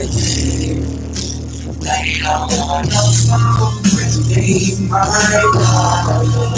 They don't want no smoke with me. They don't want no smoke with me, my darling, darling, darling, my darling. I am getting emotional making this video because I've been down this road, and I am telling you, if you are having, I'm about to walk you through 5 symptoms of inferiority complex, their causes, and evidence-based tips on how to improve your self-esteem. At the core of an inferiority complex is a concern about how we compare to others. To an extent, being concerned about how we measure up in this way is normal and healthy. But when comparisons consistently pervade our thoughts, it may be symptomatic of chronic low self-esteem, the term psychologists use to refer to inferiority complex. Right here, right now, we're going to breeze through 5 symptoms of inferiority complex, their causes, and what we can do to improve our self-esteem. By the way, my name is Romney Malcolm. I am the founder of the PEP, the People's Empowerment Platform, and you are watching another episode of Advice from a Jackass. I've made all the mistakes for you, and this channel allows me to share insights gained from those mistakes in hopes that it might make your life a little better. We cover everything from entrepreneurship to aren't you gonna do some shit? And everything in between, you know what I mean? All right, stop fronting and hit the subscribe button. Let's dive into 5 symptoms and causes of inferiority complex. And please stick around to the end of the video because we are going to discuss research-based techniques that we can employ to improve our self-esteem. Number 1, a key symptom of inferiority complex is the compulsion to compare oneself against others unfavorably. Theodore Roosevelt once said, "Comparison is the thief of joy." And though this may be true, to not compare ourselves to others would be to live in a bubble, as comparison is a function of our society, our culture, and our institutions. Comparison is built into the school grading systems we are subject to as children. Similarly, they are a feature of our climb to personal and professional success as we compete to attain positions of status in our organizations. According to psychologists, to deny our pervasiveness to compare is not only to deny reality, but to deny our human instinct. This is because the urge to compare ourselves with others is rooted in our survival instinct known as self-other-mergence. In the wild, this instinct helped our ancestors to identify strengths and weaknesses within a group and facilitate the allocations of essential tasks such as building a shelter or hunting. Unlike in earlier societies where people were likely to find their sense of identity and worth within a tribe or collective, individualism is a core tenet of today's Western societies. This means that rather than boosting collective strength, self-other comparisons end up harming individual self-worth. To the person with the inferiority complex, this means that they are constantly stumbling to find self-esteem by ranking themselves against others. This is a naturally losing game when in most situations there is always going to be someone in the world who is doing better than you. Number 2, another sign of inferiority complex is the false sense of superiority. You know who I am? Do you know who I am? The person with an inferiority complex often feels forced to place what little self-worth they have in the few things that they can control. This can be fancy cars, appearance, and other symbols of status and wealth. They may also feel the need to brag about these things and gain external validation to temporarily boost self-worth and make up for all the things beneath the surface that they can't control. You may have noticed in cases where an individual suffering from inferiority complex attains some level of success in a particular domain, this sense of superiority may evolve into what expert on personality disorders Professor Preston Nye refers to as acquired situational narcissism. Situational narcissism is when someone who used to behave reasonably changes to become egocentric and boastful as a consequence of acquiring wealth, prestige, or status in a particular domain. Outwardly, this can manifest as a false sense of superiority. According to Professor Nye, however, these people still possess common human frailties such as self-doubt, insecurities, sense of inadequacy, perhaps even more than most if they work extra hard to maintain their false superficial exterior. This means that proud egotists in your life may be harboring an inferiority complex beneath the surface. Pop quiz, right now in the comments, I want you to tell me what percentage of the population do you think suffers from a low self-esteem in one form or another? If you are in the ballpark, if you get it right, you qualify to win a $50 Amazon gift card. Stick around to the end of the video. I'll let you know what the answer is. And if you haven't already, Please like the video if you're finding good value here. Also, make sure to subscribe, hit the notification bell. Thank you.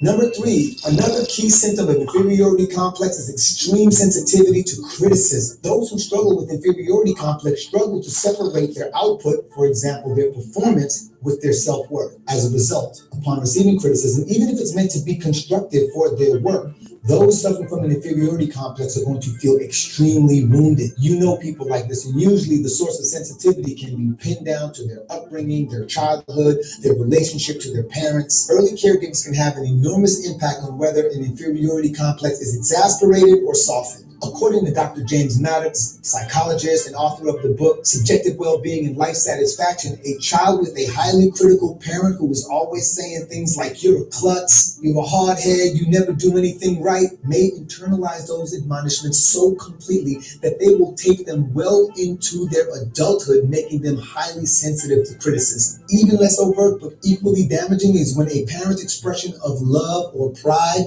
is conditional upon a child's high performance. Imagine a parent who observed their child's dedicated efforts training for a race. If the parent only approved of the child's efforts upon that child winning the race, but not for their hard work despite losing, that child would learn that love, pride, and approval are only available to them when they outperform others. I saw a lot of this when I lived in Texas because football, track, and field was the way to make it out, and parents weighed heavy on their kids to succeed in those games. Needless to say, this kind of conditioning will create a breeding ground for inferiority later in life and make receiving criticism, whether negative or constructive, seem intolerable.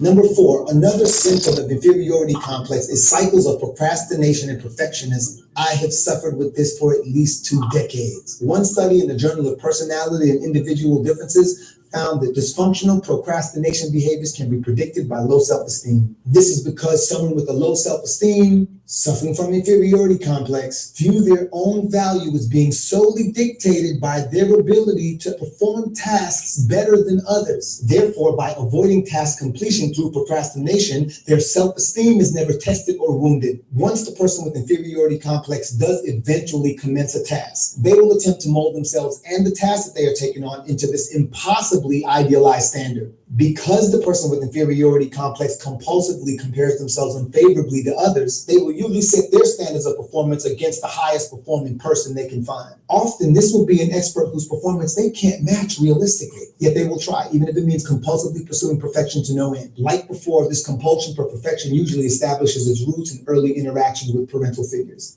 According to psychologist Mark Hollander, perfectionism most commonly develops in an insecure child needing approval, acceptance, and attention from parents who are difficult to please. Number 5, another hallmark of inferiority complex is to be extremely judgmental and critical of others. Those who have inferiority complexes will often find faults in other people. This can translate to bullying or putting people down in social situations. This is because other people's success represents a threat to the self-esteem of the inferior person. Imagine being a busy and successful actress or director, dating an actor who hasn't worked in years. That type of situation, that dynamic is going to trigger mental comparisons in the mind of a person with an inferiority complex. Rather than expressing joy or happiness for your success, the person with the inferiority complex is going to do one of 2 things. They'll either accept it as a sting to their self-worth because they themselves hadn't experienced that level of success in their careers, or they can deny the other person's career path as great as they make it out to be and become judgmental or critical of them instead. The inferior person is sometimes happy to express their criticisms verbally as a way of discouraging the other person to share this kind of news again. Doing so enables them to safeguard their poor self-esteem from these types of interactions in the future. Given estimates that up to 85% of people may struggle with some form of low self-esteem, none of us should consider ourselves above this type of judgmental behavior when we are feeling low. While experiencing...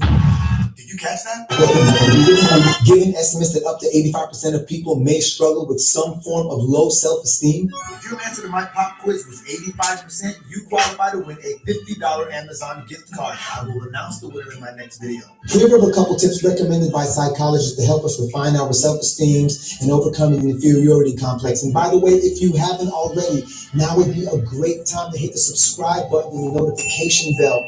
If you really find value in the content, maybe you can share, hit the like button, give us a comment. Thank you in advance. It really helps the channel.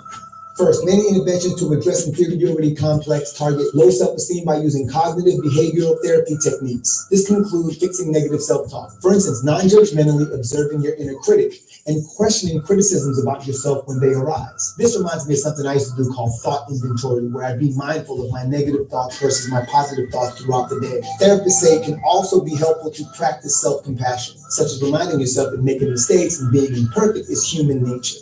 Another strategy recommended by therapists is to repeat positive affirmations each day, whether verbally or in writing. It serves as a way to replace the negative evaluations about yourself with positive ones. Another recommended strategy is to change the way we set goals. Rather than basing our ambitions on how we stack up to others, psychologists think it's more adaptive when you base your ambitions around your personal capabilities, your value systems, how you measure up to yourself. This is known as having a learning orientation, and it has been shown to be linked to happiness and personal vitality. I ain't no therapist. I'm not even close. But if you ever take any advice from a jackass, please consider this. One of the things that really helped my self-esteem was letting go of the need to be judgmental of others. I learned the hard way that judgment is simply a double-edged sword. The way in which we view the world is very much the way in which we believe the world is viewing us. So when we lower our expectations of others and when we allow others to be as they are without criticism, we then begin to believe that the world views us in the same way.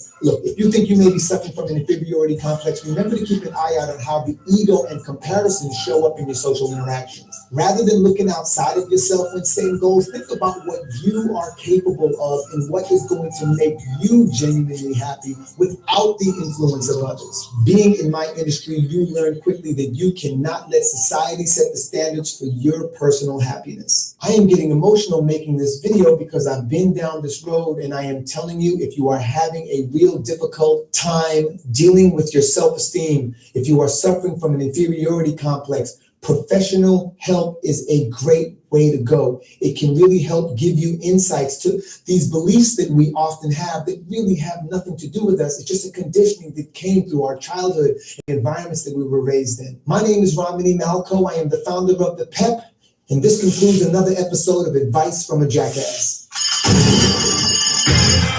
I need it from the top. This is history, baby. Commissioner Steve Stout. Lenny, Godson, what up? D-Block, what up? Brave Hawks, what up? Yo, ain't nothing but trouble, God. When I kick in the door with D-Block, Brave Hearts, and the double R, don't make me let the machine off. This is methadone music that you can lean off. Made you love the remix with me up on it. I cop this shit, now I break weed up on it, and everything is real I see. Like my niggas that been home, they only got a jail ID. I help the game, it ain't help me. Top 5 dead or alive, and that's just off one LP. And I still buzz, they feel cuz they know the flow's ill, just like Will was. I'm just trying to make sure that my son's wealthy. Out of shit, but I make sure that my gun's healthy. I'm an 8, you can't stand kiss. Coming through the hood in the Aston Vanquish, the color of dandruff. They said we jumped them, I just let the gun snuff them. Copy the turbo soon as they uncuff them. This goes out to all of your mans. Why put you in a verse when I can put you in the car in a van? They shooting. Made you look. You a slave to a page in my rhyme book. Getting big money, playboy, your time's up. With the gangsters, with the dimes at. They shooting. Made you look. You a slave to a page in my rhyme book. Getting big money, playboy, your time's up. With the gangsters at, with the dimes at. From the school of hard knocks, sneak peeks and low blows. Where exes mark spots and kitchens mark O's. Where love's gon' get you and haters gon' stitch you. The fingers squeeze triggers like boa constrictors. Insta, Mr. Luda, Jada and Nas, and our bullets give you a deep tissue massage. So hear the song and dance while I make these ends. You never stood half a chance like Siamese twins. They shooting. Look in the barrel. Then he made the front page of the Miami Herald. A shot to Mule. Announcers with solid doom. We in that 8-town journalist violent goons. You should print my information. Quote my rhyme and keep me in between these New York and LA times. I'm just the victim of society. It's Chris the Menace with more shit out on the streets than evicted tenants. They shooting. Made you look. You a slave to a page in my rhyme book. Getting big money, playboy, your time's up. With them gangsters, with them dimes at. They shooting. I made you look. You a slave to a page in my rhyme book.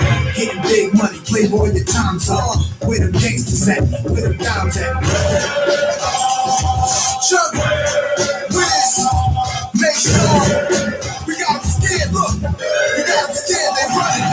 Yo, I grasp the ratchet, the blinky, the biscuit, the burner, the heat, the toaster, the twist, you can be in your owner. The banger, the hammer, the flamers, I aim at the cannons, and can you manhandle you? You be famous, I cancel you. And cut, that's the end of your movie. Pretending you acting like you and your men gon' shoot me. My tennis shoes Gucci, old school piece supreme. Jean Lee suit on Viva Clico champagne. Friday with 13, my CD drop. I rock no more bass than Easy Rock. I'm Jason, call a PD, watch them Bravehearts, struggling ways in nation. Ill wear rocks the lake, never been in the space on TV or pictures, and we been them niggas. Sorry out, I made you wait long, glad the face on. We shooting, squeezing them triggers with Luda beside me. Me and Kiss get loonies and we set the style speak. Tell him hold his head, God's son, God, and we made y'all look from San Quentin to Rikers Island to Green. We're not interested in interracial housing.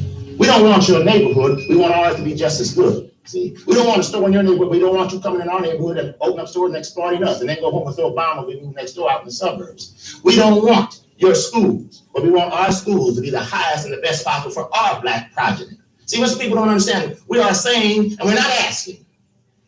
You see, the die is cast, as I said, we're not asking. We're saying this is the way it's going to be. The young lady from Winnetka has stated that she saw during the marches which she participated in people who were full of fear and hatred.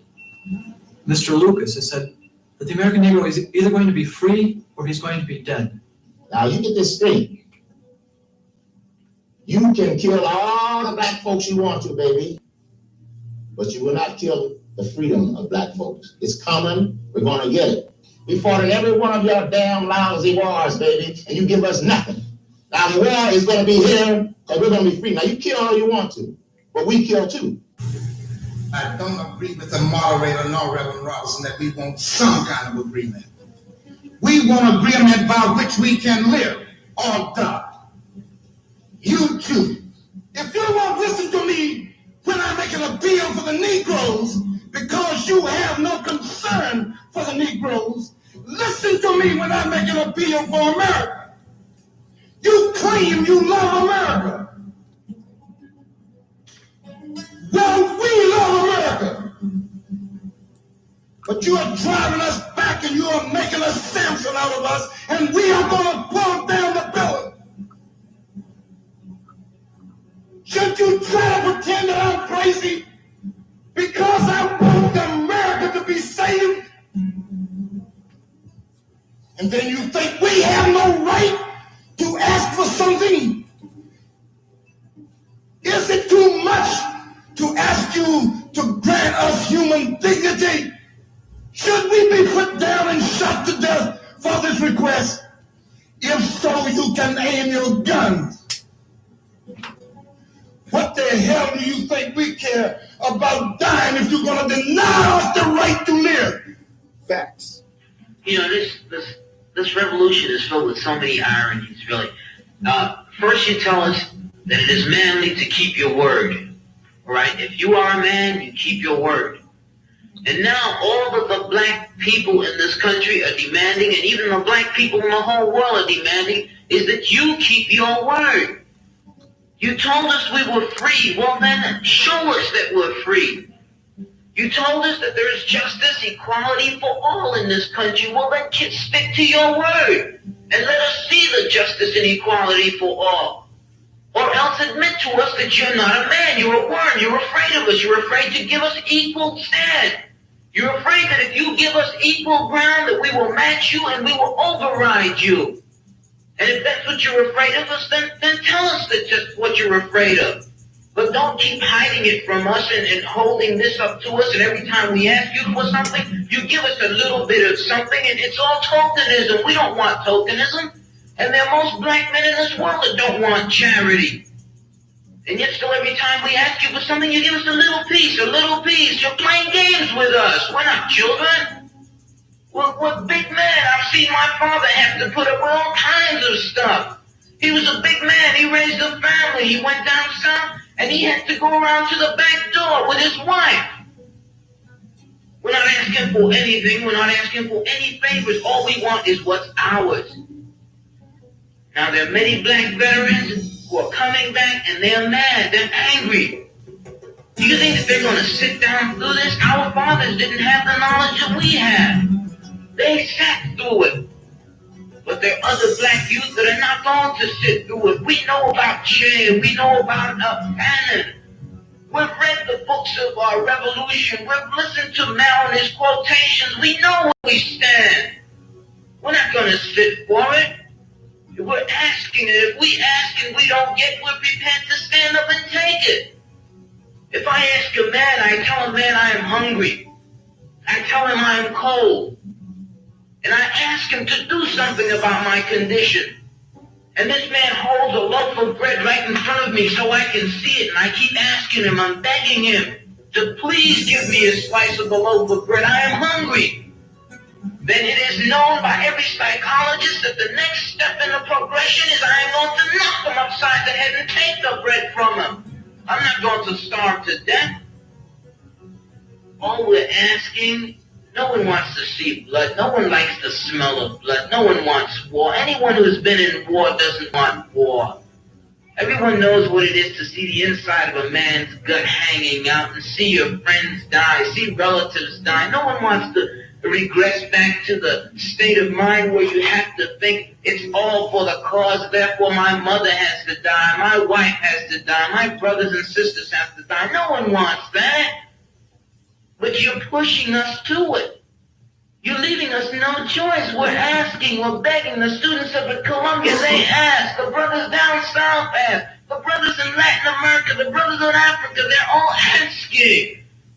All they're doing is asking. Our fathers asked. Our grandfathers asked. The presidents of our universities, our colleges had to go to your back doors to beg that their children be given just enough money so that they could be taught something to live off. And yet still they ask and ask and ask, and you refuse to give them anything. Now, we're just about out of patience. We're not going to ask anymore. The news media says that it's only the young that are militant, only the young that want this and want that. Okay, but we're 40% of the black population now. Or we were a year ago, and still yet we're climbing. Before long, we'll be 50%, 55%, and then we'll have the command. We're not going to take it. We're not going to take sitting in rotten parks and in places that just aren't fit for living. We're not going to take it. There's a limit to a man's patience, and everyone knows that God, Christ, heaven, everyone knows that what we're asking is not $1 million. What we're asking for is humanity. We're asking to be allowed to live like human beings. And God, you tell us that this is too much to ask. You're sick. You're definitely sick. How can you tell me that it's too much to ask to be a human being? Why am I mad? White people ask me, why am I so angry? And, I don't have any answer for him because it'd be ridiculous for me to answer him because he couldn't understand anyway, obviously, because he asked me the question. The 400 years that I've existed there, 3 years, 3 generations within my own family, why don't you know what I'm like? What is it so new in 1968 or, in the 60s that you gotta learn? Because my grandfather was born, he's 90. My mother was ready for integration. She's middle-class Negro. Now, all of a sudden, you come to me and you say, communicate with me. Hell, I've been here all the time.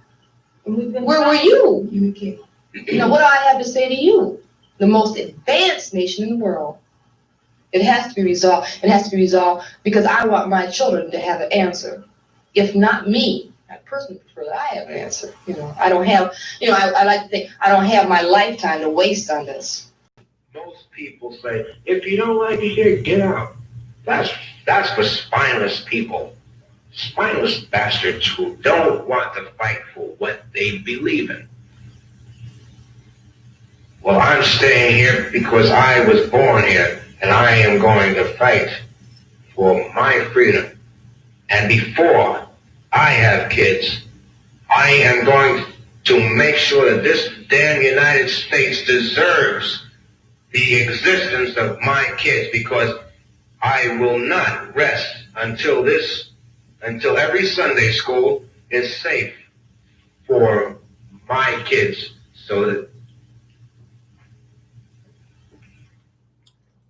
Ladies and gentlemen, it's your man Doodie Outlaw, and you're now plugged in on the station that has too much fun. 22.3 Take Vegas Radio. I do this for my kids, y'all. I don't do this for me. I do this for my babies.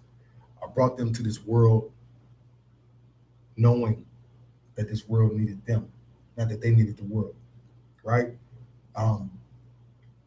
As I age and I grow and I learn, it is always important to remind yourself of why we're here. Now, I believe that all of us are born with a purpose.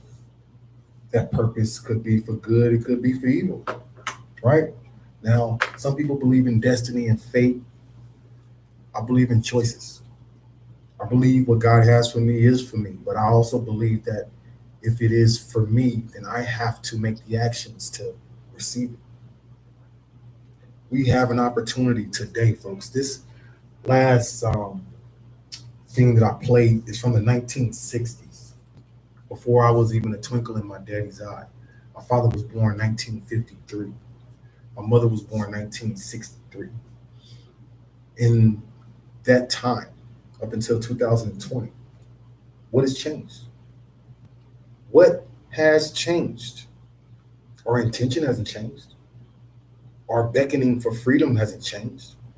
Our willingness to sacrifice ourselves for that said freedom has not changed. And we will continue to bleed out. We will continue to live until we die, searching for that freedom. I won't give up, and I don't want y'all to give up either. There are those of us who have decided that we will conform. But I was taught, be not conformed to this world, but be transformed by the renewing of your mind. Let's renew some minds today. Let's renew some minds, folks. I want everybody to take a moment today to teach somebody something about something that they don't know. When I say that, a lot of the times it's easier to teach something to somebody that they're familiar with. It's easy to teach somebody something that they may have some background on. But today I want you to go out of your way to teach somebody something that they cannot know. Whether it's about you personally or about a situation or about a testimony or about history or whatever it is, something that they don't know. Why is that important? We have to spark minds. Everybody's not prepared for battle. Everybody's not ready to know why this is important. So we have to prepare. We have to prepare our own self. And by preparing ourselves, we have to prepare those around us. So the last thing I'm going to say, happy birthday to my baby. You were born to change the world, baby. You were born to be a significant addition to the righteousness that I see the world needs. And Daddy didn't bring you here to try to figure it out by yourself. So my job is to make sure that the platform is ready. My job is to make sure that the table is set. My job is to make sure that you understand that you don't need them, but they need you, baby. I love you all, and we make no excuse for the things that we have. For the things that we have, the Lord has provided, and we are thankful. We're thankful for America today. I'm thankful for America today. Not because of shit they've done for me, but for the opportunity to make America right again. I'm out. Nobody praying for me. Nobody praying for me. Ain't nobody praying. Nobody praying for me.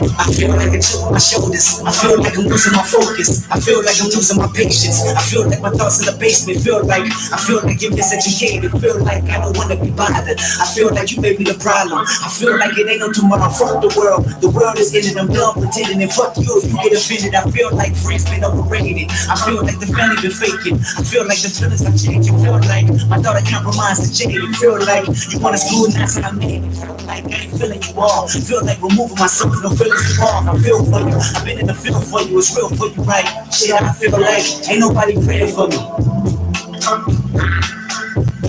Ain't nobody praying for me. Ain't nobody praying for me. Ain't nobody praying. I feel niggas been out of pocket. I feel niggas tapping their pockets. I feel like debating on who the greatest can stop it. I am legend. I feel like all of y'all is peasants. I feel like all of y'all is desperate. I feel like all it takes is a second to feel like Mike Jordan whenever holding a real mic. I ain't feeling your presence. Feel like I'ma learn you a lesson. Feel like only me and the music though. I feel like you're feeling me mutual. Feeling me usual. Feel like the feeling of no hope. The feeling of bad dope. Courthouse manipulated from some of the feeling the false freedom, the false freedom, the poison, the feeling up in the prison. I feel like it's just me, look. I feel like I can't breathe, look. I feel like I can't sleep, look. I feel heartless, often, feeling the falling apart with darkest hours lost it. Feeling the void of being employed with bonded. Streets is talking, filling the blanks with coffins. Fill up the banks with dollars. Fill up the graves with fathers. Fill up the babies with bullshit. Internet blogs and pulpit. Fill up with gossip. I feel like this gotta be the feeling where Pac was. The feeling of an apocalypse happening, but nothing is happening. The feeling will prosper. The feeling is toxic. I feel like I'm boxing demons, monsters, false prophets, eating sponsors, industry promises, niggas, bitches, monkeys, crackers, Compton, church, religion, token, blacks in bondage, lawsuit visits, being a certain concert. Fuck your feelings, I mean this foreign imposters. I can feel the feeling, short of watches. I can feel the dreams, part of the process. I can put a regime that forms a like this. I can feel the scream that haunts a logic. I feel like say some, I feel like take some, I feel like skating on, I feel like waiting for, maybe it's too late for. I feel like the whole world want me to pray for him, but who the fuck praying for me? Ain't nobody praying for me.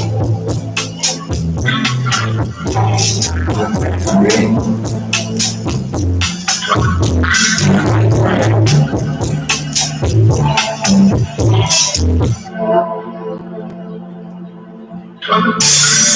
Yeah. What's happening, nigga? It's your boy, Doodie Outlaw. I'm out here on the grind, nigga. What? You wanna see some hot shit and come and sit with me on my corner. Cross with the rollers while I stir these spiritual boulders. Middle downs with boulders, got what you need when you're on it. Plus you know I got my pistol on my wrist, cause I'm fucking my mind is on it. My heart is so you couldn't make it. I could try to be simple, but I really couldn't make it. So I think that's whatever you not willing to give. I have a heart, I'm forgetting whoever really could give. You taking kids on your corner, man. We got what you need from crack cocaine, Mary Jane and heroin. It's all the same. Making money off the misery. Protecting my cheeks cause I can't get my security. Now I got a city, so the grind is getting tougher. And I'll be damned if I let my baby girl suffer. I give my life for her, plus my Glock for her. Supply a Glock for her. I live my life on the corner. Right rhymes, what's a nine? I'm not trying to shine. I'm 24/7 on the grind. I'm getting mine, and wasting time till my life worth the grind. I'm 24/7 on the grind. Right rhymes. On the shine, 24/7 on the grind. In my mind, ain't wasting time in my life, take a crime. See, I don't give a fuck about your man from them. We smash them, Nipsey, nigga, what shit happens? We gangsta, FL for life. You can't approach this unless you got a gun or a knife. You crazy, they talking cheap. The only reason why I got a wingspan that's 30 feet. That's just more room to stab the feet. Y'all niggas is still top, so we gon' survive. To be, I got day, Walker, not a legend. Kinda crazy, got him on the house, in the semen. Me, demon, into the track and I'll exit the hood. We hop out the wagon. Niggas gon' run when we fuck with pistols. There's something wrong, these bullets will burn. When they niggas, I'm not concerned when the niggas feel us. 24/7 on the block, smoke my weed, it's all I'm 7. Right rhymes, busting nines on the block trying to shine. I'm 24/7 on the grind. Getting mine, ain't wasting time in my life over crime. I'm 24/7 on the grind. Writing rhymes, busting nines on the block trying to shine. I'm 24/7 on the grind. Getting mine, ain't wasting time in my life over crime.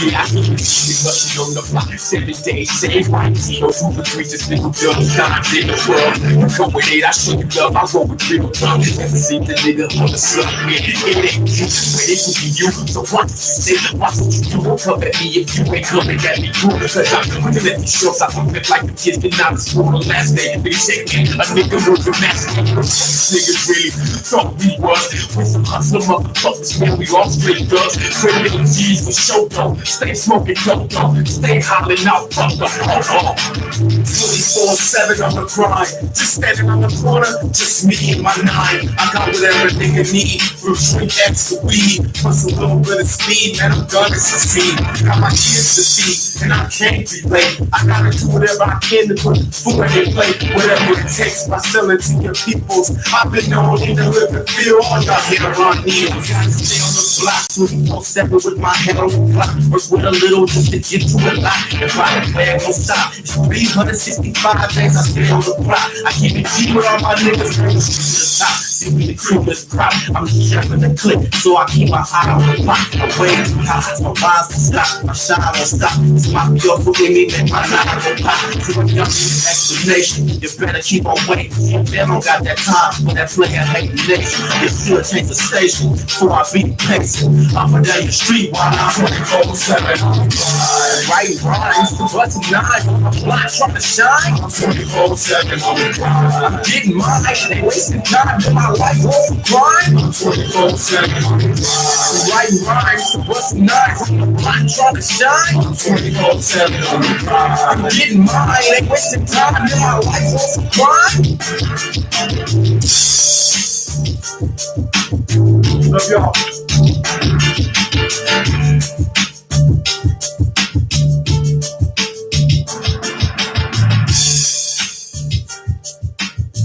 The new sound of Las Vegas, 22.3, take over Vegas Radio.